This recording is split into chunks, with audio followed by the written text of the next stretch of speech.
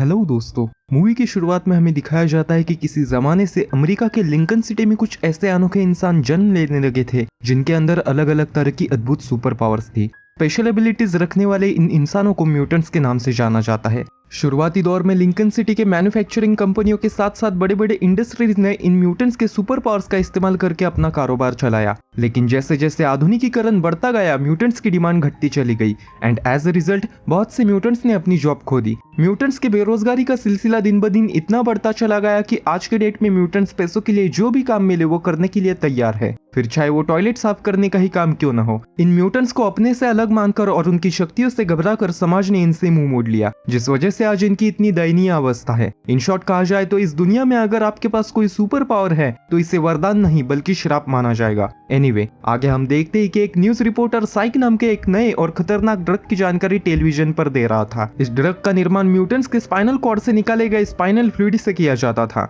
इस ड्रग ने पिछले कुछ महीनों से देश में लिटरली कोहराम मचाए रखा था। खैर, यहाँ पर सीन चेंज होता है और हमारी मुलाकात इस मूवी के मेन कैरेक्टर कॉनर रीड से होती है। कॉनर अपनी बीमार माँ के साथ रहता है जो कि एक सुपरमार्केट में काम करती है। आगे हम देखते हैं कि कॉनर एक कंपनी में जॉब इंटरव्यू के लिए जाता है, लेकिन अनफॉर्चुनेटली उसका वहां पर सिलेक्शन नहीं होता।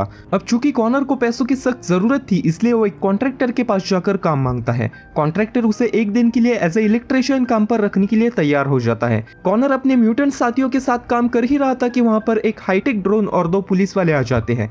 पुलिस ऑफिसर्स कॉन्ट्रैक्टर जो से कहते हैं, हमें खबर मिली है कि तुम यहाँ पर म्यूटेंट्स की पावर्स का इस्तेमाल करके काम कर रहे हो। कॉन्ट्रैक्टर जो बड़ी ही सफाई से झूठ बोलते हुए कहता है, नहीं ऐसी कोई बात नहीं है, जरूर आपको किसी ने गलत खबर दी होगी। लेकिन पुलिस वाले जो की बात पर विश्वास नहीं रखते। वो सभी वर्कर्स को आइडेंटिफिकेशन प्रोसेस के लिए ड्रोन की तरफ देखने के लिए कहते हैं। ड्रोन ऑपरेटर सभी के चेहरे स्कैन करके पुलिस वालों को बता देता है कि इनमें से ज्यादातर वर्कर्स म्यूटेंट्स हैं। इस बात को सुनकर पुलिस वाले म्यूटेंट्स को खदेड़ने लग जाते हैं।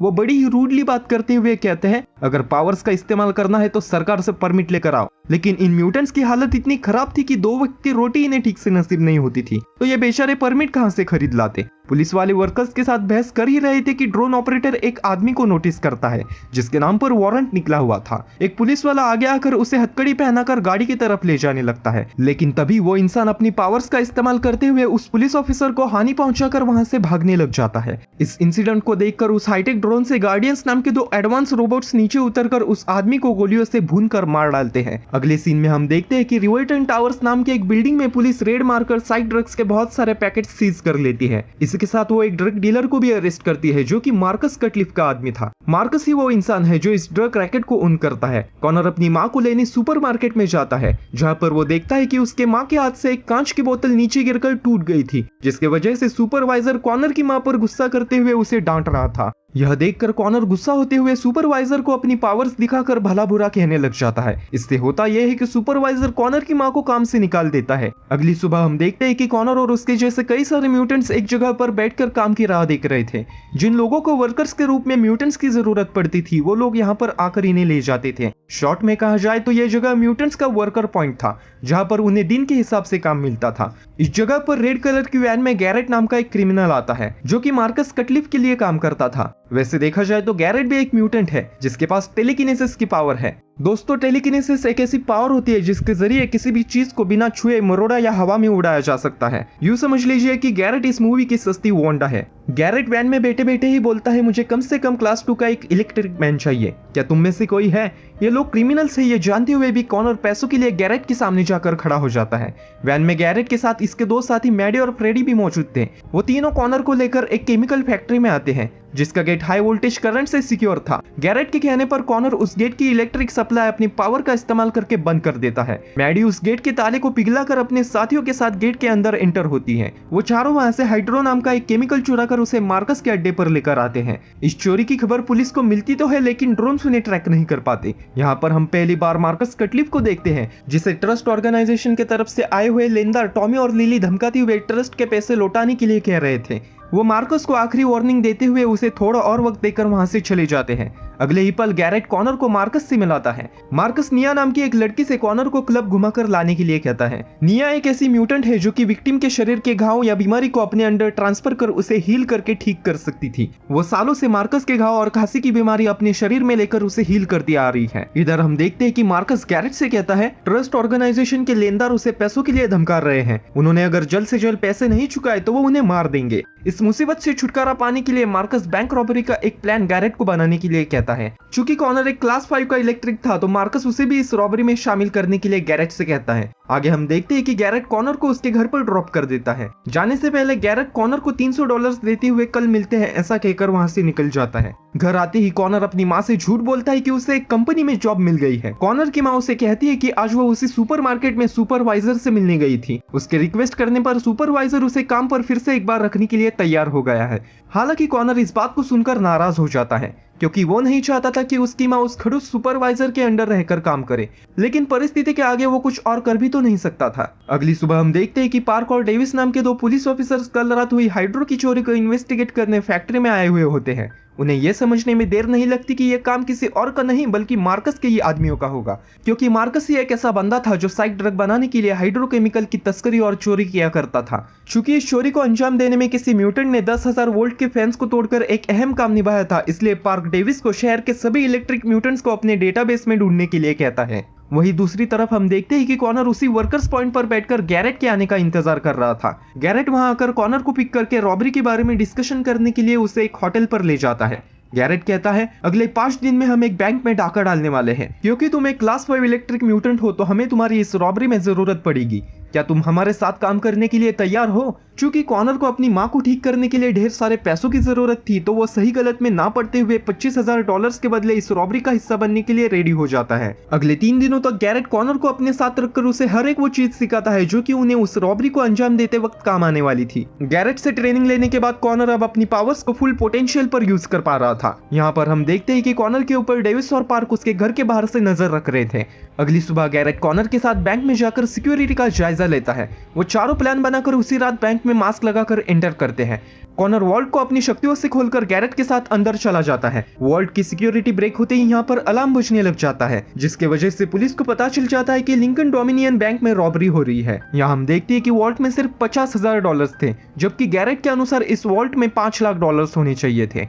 एक बैंक वर्कर से पूछने पर उसे पता चलता है कि उन्होंने रॉबरी करने में देर कर दी, क्योंकि सारा कैश दोपहर 4 बजे ही बैंक ने वॉल्ट से निकाल लिया था। $50,000 को लेकर गैरेट और उसकी गैंग पिछले दरवाजे से भागने की कोशिश करती है, लेकिन तभी वहां पर पुलिस का वही हाईटेक ड्रोन आता है जिसे हमने मूवी के स्टार्टिंग में देखा था। गैरेट के कहने पर कॉनर एक हाई लेवल शॉक वेव निकालकर ड्रोन पर दाग देता है, जिस वजह से ड्रोन बुरी तरह से क्रैश होकर नीचे गिर जाता है। गैरेट मार्कस के अड्डे पर पहुंचकर उसे $50,000 दिखाते हुए उनका प्लान फ्लॉप हो गया है इसकी जानकारी उसे दे देता है। इस बात को सुनकर मार्कस गुस्सा होते हुए चिल्लाने लग जाता है कि तभी वहां पर उसी ट्रस्ट के एक मेंबर लिली मार्कस को मारने के लिए आगे बढ़ती है। लिली को देखकर कॉनर समझ जाता है कि कुछ तो गड़बड़ जरूर है। लिली जैसे ही मार्कस के ऊपर फायरिंग करने लगती है कि कॉनर अपनी पावर से लिली का ध्यान भटका देता है। लिली चाकू से कॉनर के हाथ पर वार कर देती है। मौका पाकर मार्कस का एक आदमी राइनो लिली को शूट करके मार डालता है। आगे हम देखते हैं कि कॉनर निया से मिलने जाता है, जहां पर निया कॉनर के हाथ पर लगे हुए घाव को हील कर देती है। निया की इस पावर को देखकर कॉनर आश्चर्यचकित रह जाता है। अब तो कॉनर को ऐसा लग रहा था कि निया मार्कस की गर्लफ्रेंड है,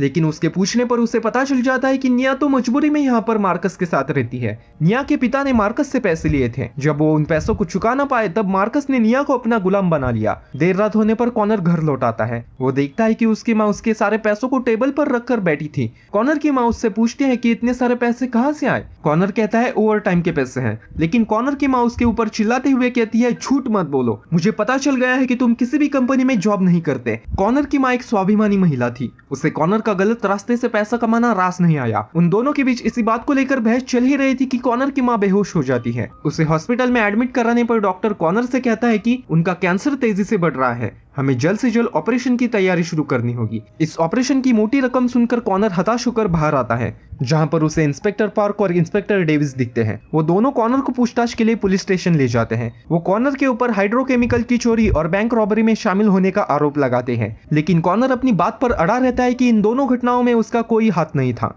कॉनर के खिलाफ कोई ठोस एविडेंस ना होने की वजह से डेविस और पार्क को उसे छोड़ना पड़ता है। पुलिस स्टेशन से छूटने के बाद कॉनर गैरेट संग मार्कस की क्लब पर आता है, जहां पर वो मार्कस से कहता है कि उसे एक टिप मिली है जिसके मुताबिक अब तक पुलिस ने छापेमारी में जितना भी साइक का माल पकड़ा था उसे अगले 3 दिनों में वे एक साथ जलाने वाले हैं। इस माल की टोटल मार्केट प्राइस कम से कम $1 करोड़ के आसपास है। अगर हम सब साथ मिलकर काम करें तो उसे हम पुलिस के नाक के नीचे से चुरा लेंगे। मार्कस इस बात को सुनकर बड़ा ही एक्साइटेड हो जाता है। वो इस काम को करने के लिए तैयार हो जाता है। इस काम के लिए गैरेट मार्कस से 50% की भागीदारी मांगता है। पहले तो मार्कस गैरेट को सीधे ही मना कर देता है, लेकिन वो बाद में गैरेट की बात मानने के लिए रेडी हो जाता है। उस रात सब लोग मिलकर साइक के पैकेट से भरे हुए ट्रक को लूटने का प्लान बनाते हैं, जिसमें कॉनर सबसे प्रॉमिस लेता है कि काम होने के बाद वो सब लोग वहां से चुपचाप निकल जाएंगे, कोई भी पुलिस वालों को नहीं मारेगा। कॉनर भले ही एक क्राइम कर रहा था, लेकिन वो दिल का बड़ा अच्छा बंदा था। वो नहीं चाहता था कि खून खराबा होकर किसी की भी जान चली जाए। खैर, अगली सुबह हम देखते हैं कि प्लान के मुताबिक फ्रेडी रास्ते पर कंस्ट्रक्शन का काम शुरू है ऐसा दिखाकर पुलिस को ट्रक मोड़ने के लिए मजबूर कर देता है।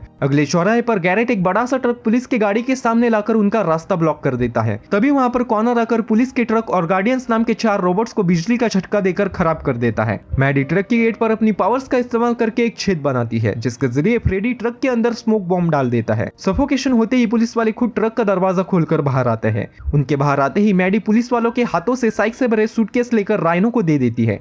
काम होने पर मार्कस के आदमी पुलिस वालों को शूट करके मार डालते हैं। ये देखकर गैरेट आश्चर्यचकित रह जाता है, क्योंकि किसी की भी जान नहीं लेंगे ऐसा उन्होंने अपने प्लान में डिसाइड किया था। वो भौचक कर रहकर सिचुएशन को समझने की कोशिश कर ही रहा था कि उसकी आंखों के सामने राइनो मैडी को शूट करके मार डालता है। ये सब देखकर गैरेट, फ्रेडी और कॉनर को पता चल जाता है कि मार्कस ने उनके साथ धोखा किया है। वो तीनों मार्कस के आदमियों से जैसे तैसे बचकर वहां से भाग जाते हैं। क्राइम स्पॉट पर हाईटेक ड्रोन आकर गार्डियंस को ड्रॉप कर देते हैं। गार्डियंस बचे हुए मार्कस के आदमियों को शूट करके मार डालते हैं। मूवी के इस पॉइंट पर हमें यह समझने में देर नहीं लगती कि मार्कस ने गलती कर खुद के ही पैर पर कुल्हाड़ी मार ली है, क्योंकि एक तो उसने पुलिस वालों को मार डाला और दूसरी तरफ गैरेट एंड उसकी टीम को धोखा दे दिया। अब मार्कस की मैयत निकलना तो तय थी। आगे हम देखते हैं कि कॉनर अपने दोस्त के हाथ से ऑफिसर पार्क के लिए एक चिट्ठी भेजता है। वो उस चिट्ठी में पार्क को मिलने के लिए एक कॉफी शॉप पर बुलाता है। पार्क के कॉफी शॉप पर आते ही कॉनर उससे मार्कस के सारे गैर कानूनी कामों की जानकारी और उसके अड्डे की लोकेशन बता देता है।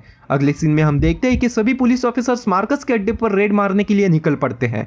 इधर पुलिस लोकेशन पर पहुंचकर मार्कस के क्लब में एंटर करती है। पुलिस वाले मार्कस के आदमियों को शूट करके मार डालते हैं, लेकिन मार्कस निया और राइनो को साथ लेकर पिछले दरवाजे से निकल जाता है। इधर मार्कस को रास्ते में गैरेट मिलता है। गैरेट मार्कस पर गोलियां चला देता है। राइनो गैरेट को मारने के लिए आगे बढ़ता है कि तभी कॉनर राइनो पर हमला कर देता है। इन तीनों में एक अच्छी खासी फाइट होने के बाद गैरेट लोहे की एक कील राइनो के आंख में घुसाता है, जिससे कॉनर इलेक्ट्रिक सप्लाई देकर राइनो की खोपड़ी खोल देता है। राइनो को मारने के बाद गैरेट अपनी टेलीकिनेसिस पावर का इस्तेमाल करते हुए मार्कस को बिना छुए गला दबाकर मार डालता है। अब आगे कॉनर निया को अपने साथ हॉस्पिटल ले जाता है, जहां पर उसकी मां एडमिट थी। वो निया से अपनी मां को ठीक करने के लिए कहता है, लेकिन निया कहती है वो उसकी मां को ठीक नहीं कर सकती, क्योंकि वो सिर्फ दूसरों की जख्मों और बीमारियों को खुद की बॉडी में ट्रांसफर कर सकती है, ना कि उन्हें जड़ से मिटा सकती है। आगे निया कॉनर को वो जख्म दिखाती है जब उसने कॉनर के हाथ को हील करके उस घाव को अपने ऊपर ले लिया था। इन सब बातों को सुनकर भी कॉनर नहीं मानता। वो निया से अपनी मां को ठीक करने के लिए फोर्स करने लग जाता है। घबरा कर निया कॉनर की मां का कैंसर अपने अंदर लेने लग जाती है,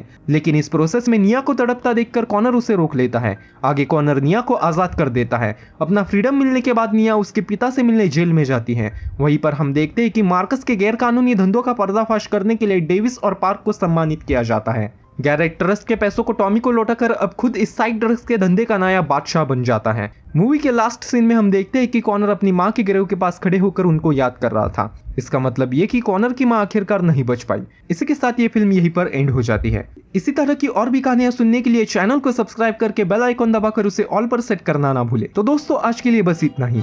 मैं मिलता हूँ आपसे अगली वीडियो में किसी और कहानी के साथ। तब तक के लिए अलविदा।